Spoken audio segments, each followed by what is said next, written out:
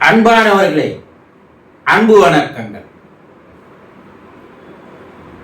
நாம் வாழ்கின்ற ஒவ்வொரு நாளும் நீரில் போடும் கோலங்கள் எப்படி கலைந்து போகிறதோ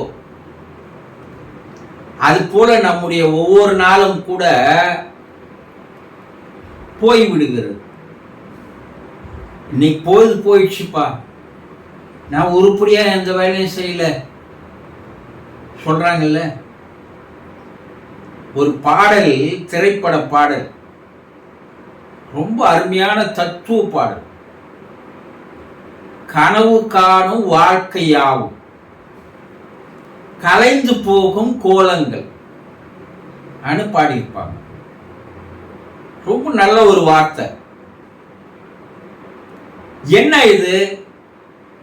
இன்றைய நாள் காலையில உங்களுக்கு பொழுது ஒடிஞ்சது, ராத்திரி வருவது எப்படி போச்சுன்னே தெரியல. நேற்று எப்படி போச்சு தெரியல, இன்னைக்கு ஆரம்பிச்சிச்சு, இரவு எப்படி போக போகுது தெரியல. நேற்று இருந்த நாள் இன்று இல்லை, இன்றைய நாள் நாளை இருக்க போவதில்லை, இல்லையா? ஒரு நிரந்தரம் இல்லாத ஒரு வாழ்க்கை. ஆனா இதில் நம்ம என்னென்ன ஆட்டம் போடுறோம், என்னென்ன அட்டூழியம் பண்றோம், என்னென்ன அக்கிரமம் பண்றோம், எவ்வளவு ஆணவ அகங்காரம் நமக்கு. யோசனை செய்து பாருங்க. இந்த நிமிடம் ஓடிக்கொண்டே இருக்கிறது, இல்லையா? அது எப்போ போச்சு?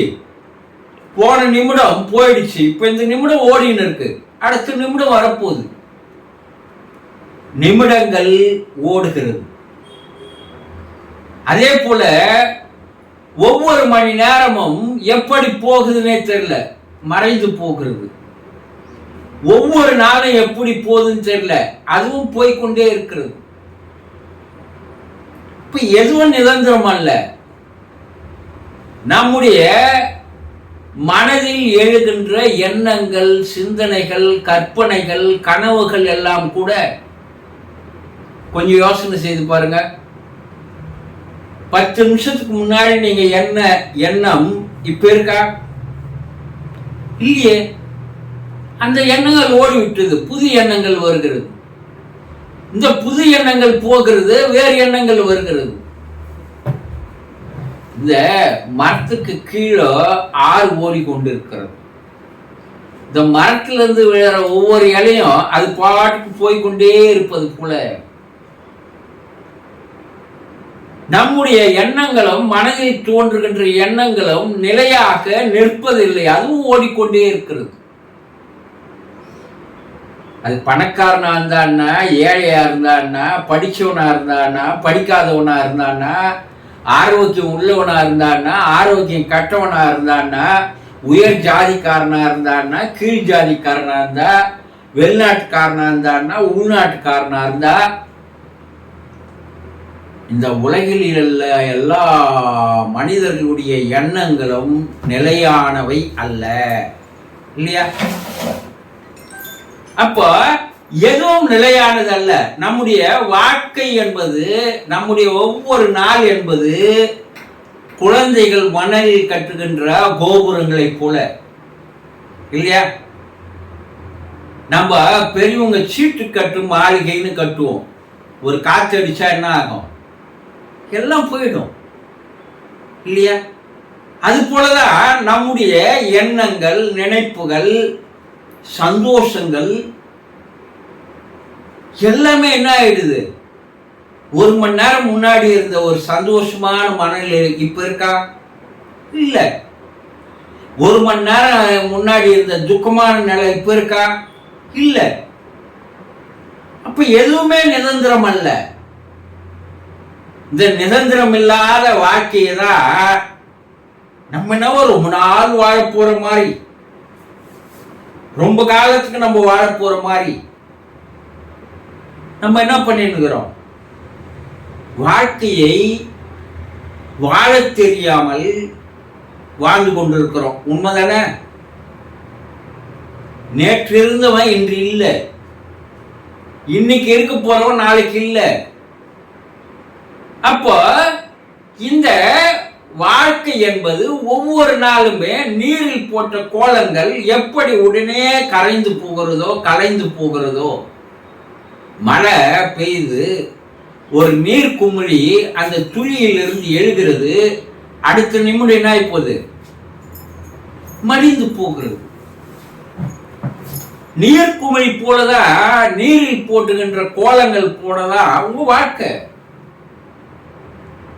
இந்த வாழ்க்கையினுடைய உண்மையான தாத்பரியம் என்ன? நம்ம ஏன் பிறந்தோம்? நம்ம எதுக்கு பிறந்தோம்? ஏன் கடவுள் நம்மளை படைச்சான்? ஏன் நம்மளை ஆணா படைச்சான், பெண்ணா படைச்சான்? இரு பாலினம் சேர்ந்த ஒரு இனமாக ஏன் படைச்சான்? எதுக்கு எனக்கு மட்டும் இந்த வாழ்க்கை?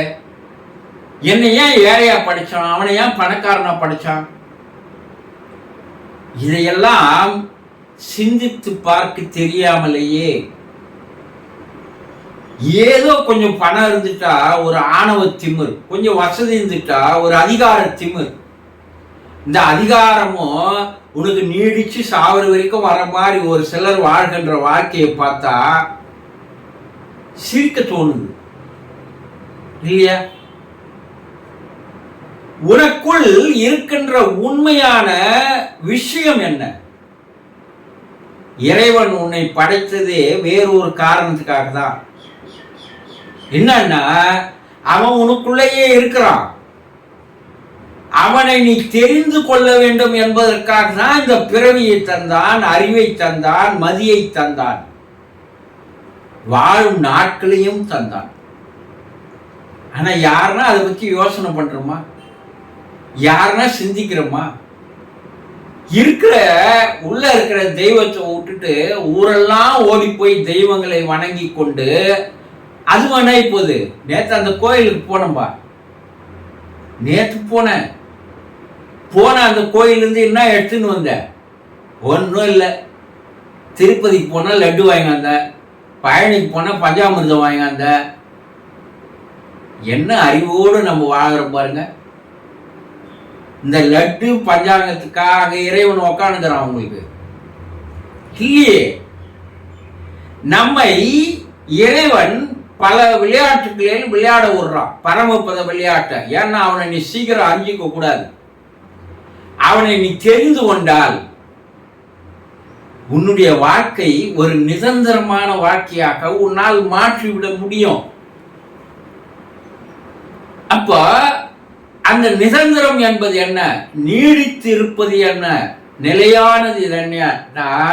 உனக்குள் இருக்கிற அந்த சந்தோஷம், மகிழ்ச்சி, ஆனந்தம், பரவசம் தான்.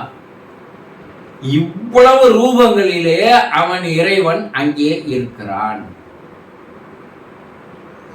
அந்த இறைவன் இருப்பதை தெரிந்து கொள்வதற்காக தான். எப்பா, நீயே தான் இறைவன், நீயே தான் கடவுள், நீயே தான் தெய்வம், நீயே தான் ஆண்டவன். இதை கொஞ்ச நாள் புரிஞ்சுக்குங்கப்பா என்பதற்காக தான் ரிஷிகள், யோகிகள், முனிவர்கள், சித்தர்கள் அவங்களெல்லாம் நம்ம இன்னைக்கு வரைக்கும் நான் நினைக்கிறோம் இல்லையா? எல்லா சித்தர் பேரும் சொல்றோம். ஏன்? அவர்கள் மரணம் அடையவில்லை, வாழ்ந்து கொண்டிருக்கிறார்கள். இந்த காலம் உள்ள வரைக்கும் வாழ்வாங்க. அவங்களுடைய அந்த ஒவ்வொரு நாளையும் ஒவ்வொரு நிமிடத்தையும் அவர்கள் அந்த நிமிடத்தை சரியான முறையில் பயன்படுத்தினார். அதனால் அவர்கள் வாழ்நாள் இருக்கின்ற வரை தெய்வ அம்சமாக வாழ்ந்தார்கள். இன்னும் காலம் உள்ள வரைக்கும் அவங்க வாழறாங்க இல்லையா? யோகிகளா இருந்தாலும் சரி, விஸ்வாமித்திர முனிவர்னு சொல்றோம், ரிஷிகள், யோகிகள், அவதாரங்கள் சொல்றோம் இல்லையா? எல்லா அவதாரங்களும் காலம் உள்ள வரைக்கும் அவங்க வாழ்வாங்க. ஏன்னா காலத்தை சரியாக கணிக்க தெரிந்தவர்கள், காலத்தை சரியாக பயன்படுத்த தெரிந்தவர்கள் அவர்கள். ஆனா நம்ம வாழ்க்கை எப்படி இருக்கு? ஓடிக்கொண்டே இருக்கிறது. அப்போ நீர் எப்படி ஓடுகிறதோ அது போல வாழ்க்கை ஓடிக்கொண்டே இருக்கிறது. இப்போ நம்ம பார்க்குற தண்ணி அந்த இடத்துல இல்லை, போயிடுச்சு. இப்போ நம்ம வாழ்கின்ற நிமிடம் இப்போ இல்லை, ஓடிடுச்சு. ஒரு மனிதன் எப்போது தன்னுடைய நிமிடத்தை, நேரத்தை, ஒவ்வொரு மணியையும் சரியாக பயன்படுத்தி அதை நிரந்தரமாக மாற்றுகின்ற ஒரு வித்தையை கற்றுக்கொள்கிறானோ, அவன் இப்போ வாழ்ந்த வருடங்கள்ல 70 இருக்கலாம், 80 இருக்கலாம், 40 இருக்கலாம், 30 கூட இருக்கலாம், 35 கூட இருக்கலாம். ஆதிசங்கரர் 35 வயது தான்.